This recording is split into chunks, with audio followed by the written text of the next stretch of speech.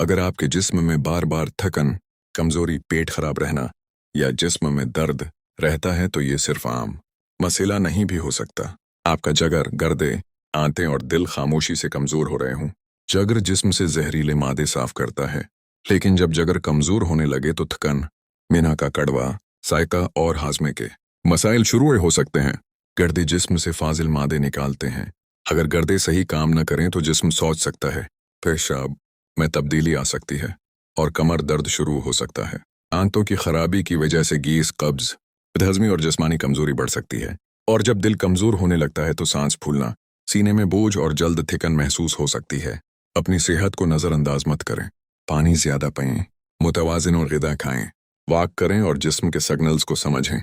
अगर आप चाहते हैं कि ऐसी मज़ीद सेहत से भरपूर मालूमात आप तक पहुंचती रहें तो अभी हमारी वीडियोस को लाइक करें, चैनल को फॉलो करें और अपने दोस्तों और ख़ानदान वालों के साथ ज़रूर शेयर करें।